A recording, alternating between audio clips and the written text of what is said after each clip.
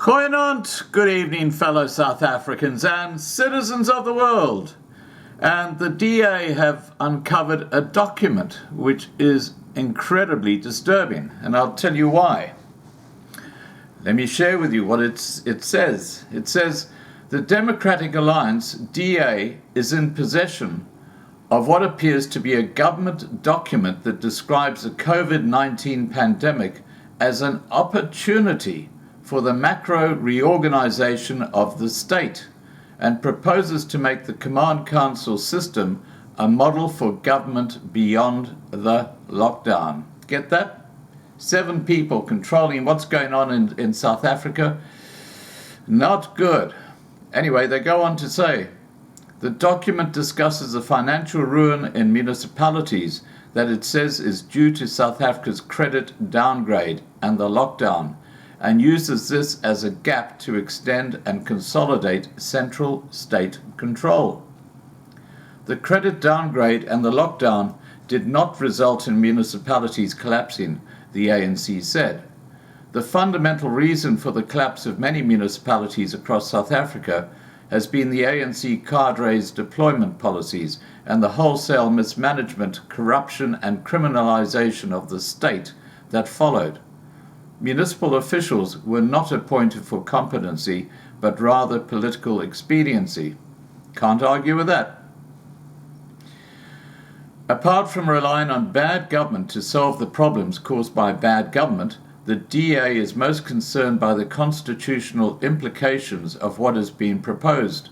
The document seems to reveal an ANC plan to slowly roll back the power of democratically elected local and provincial government. This is nothing short of a coup d'etat.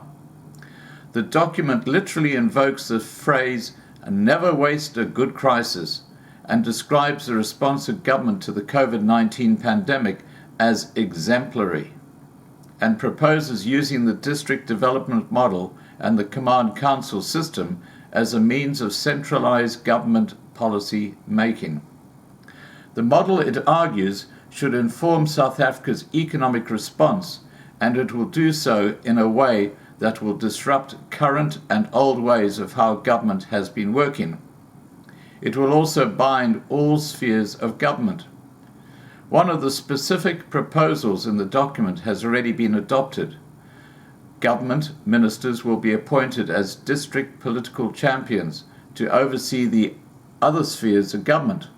This presumably includes ministers like Lindiwe Zulu, who can hardly manage her own department.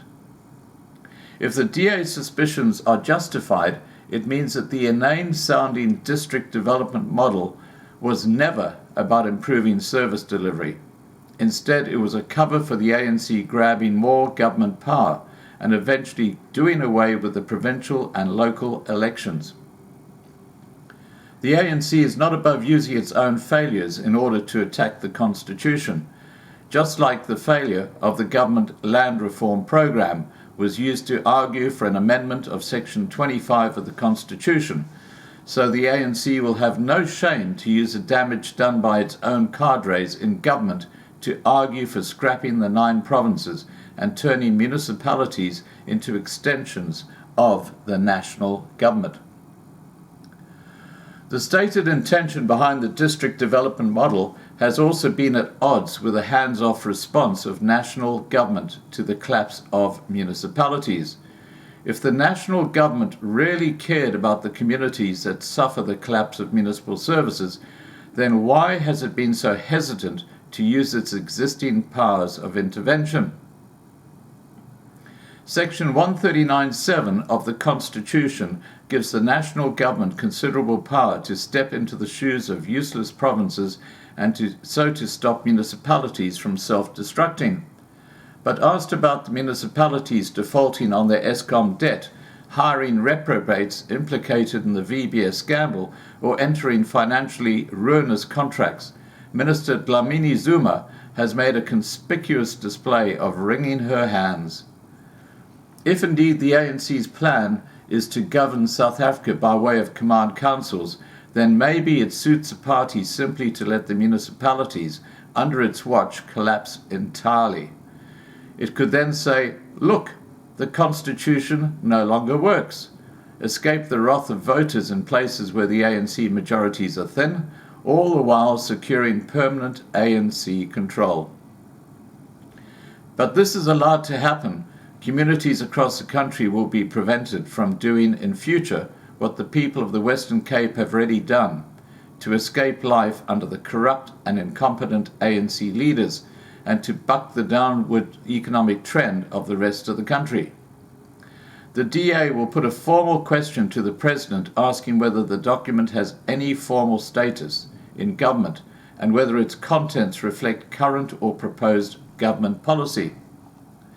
We will also be keeping a close look at what further proposals emerge under the guidance of the so-called district model, and we will be requesting a record of decisions and discussions of all the command councils that have been established across the country.